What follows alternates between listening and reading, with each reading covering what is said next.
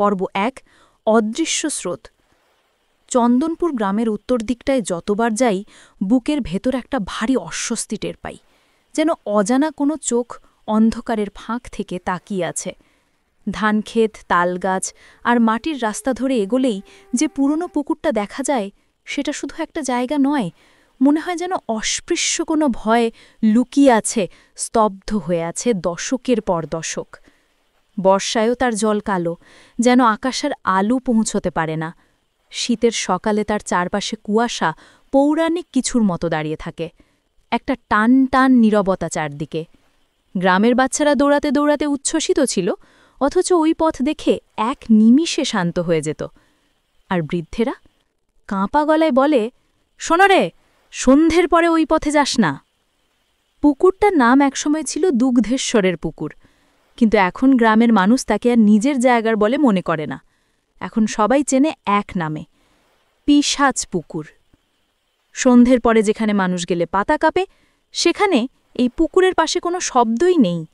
নিস্তব্ধতা এখানে শব্দের থেকেও জোরে চিৎকার করে। মাঝরাতে জল কাঁপে, অথচ বাতাস থাকে না। কখনো কারো নাম ধরে ডাকার মতো আওয়াজ আসে, কখনো দম বন্ধ হওয়া মানুষের শেষ কান্না শুনলে মনে হয় যেন কেউ জল থেকে উঠে বাঁচার শেষ চেষ্টা করছে। সবাই গল্প করে, মানুষ ভয় পায়, কিন্তু গ্রামের যুবকদের কাছে এটা শুধু গল্প। বিশেষত সৌম্য, সাহসী দেমাগী, নেশা আছে নিজেকে প্রমাণ করার। ভয় পাওয়া তার কাছে দুর্বলতা। বন্ধুদের আড্ডায় ভয়াল গল্প উঠতেই সে হেসে উঠল। এই সব বাজে কথা দিয়ে বাচ্চাদের ভয় দেখানো হয়।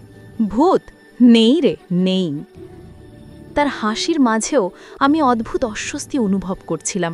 ওর এই বিদ্রুপ যেন পুকুরের দিকেই ছড়ে দেওয়া হচ্ছে। বাপন, রাজু, মিথুন সবাই থামাতে চেষ্টা করল। সৌম্য, রাতে পুকুরের ধারে যাস না, যারা গেছে তাদের মাথা থাকে না ঠিকঠাক।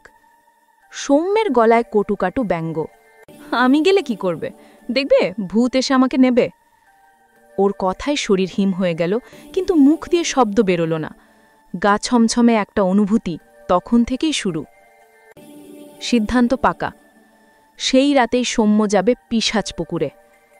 রাত 8:30, শীতের শুকনো বাতাসে একটা অচেনা ঠান্ডা, অস্বাভাবিক নীরবতা, যেন কেউ ইচ্ছে করে সব শব্দকে থামিয়ে দিয়েছে।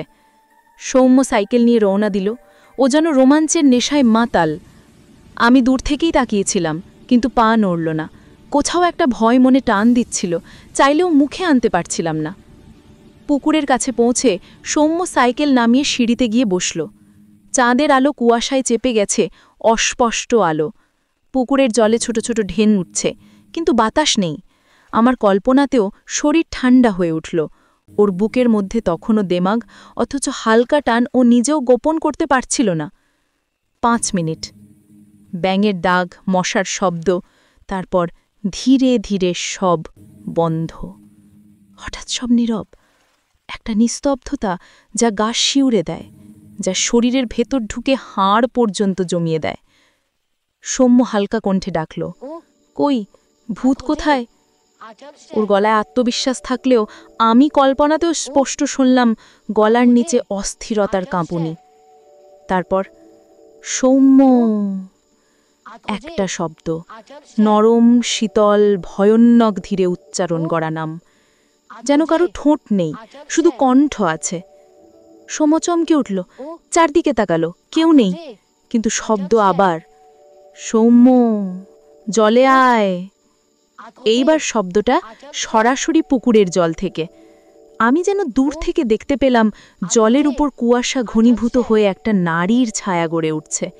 লম্বা চুল, চোখহীন মুখ, মাথা হেলে আছে, জলের ওপর দাঁড়িয়ে। সৌম্য যেন মূর্তির মতো দাঁড়িয়ে গেল। গলা শুকিয়ে গেছে, শরীর নড়ছে না, হার্টবিট তার বুক ফাটিয়ে বেরিয়ে আসবে মনে হলো। হঠাৎ ছায়াটা জলের ভিতর ঝাঁপিয়ে পড়ল, কিন্তু ঝাঁপের শব্দটা এলো পুকুরের ধারের ঠিক পাশ থেকে। ঠান্ডা, কুয়াশায় ডোবা কণ্ঠে ভয়ানক শব্দ, সৌম্য, এসো, আমি তো তোমার অপেক্ষায় আছি। সেই মুহূর্তে ওর দেমাগ ভেঙে গেল। ও প্রাণপণে দৌড়াতে লাগলো, পড়ে যাচ্ছে, উঠে আবার দৌড়াচ্ছে। সাইকেলে উঠতেই পারছিল না, হাত কাঁপছিল, পা কাঁপছিল।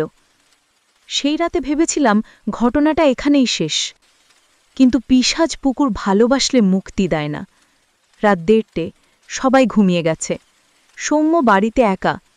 তার বিছানার পাশে কেউ ফিসফিস করে বলল, জলে আয়। ওর ঘুম ভেঙে গেল। ঘর অন্ধকার, দরজা তালা দেওয়া, কেউ নেই, কিন্তু বিছানার নিচে থেকে জলের ছলাৎ ছলাৎ শব্দ, যেন ঘরের মেঝে নয়, নিচে অন্ধকার জলে কেউ অপেক্ষা করছে। আরও একবার, জলে আয়, তুমি তো আমাকে দেখেছ। সেই শব্দ ঠান্ডা, নিঃশ্বাসহীন, কিন্তু ভয়ানকভাবে জীবন্ত। সৌম্য চিৎকার করতে চাইল, কিন্তু আওয়াজ বেরোল না।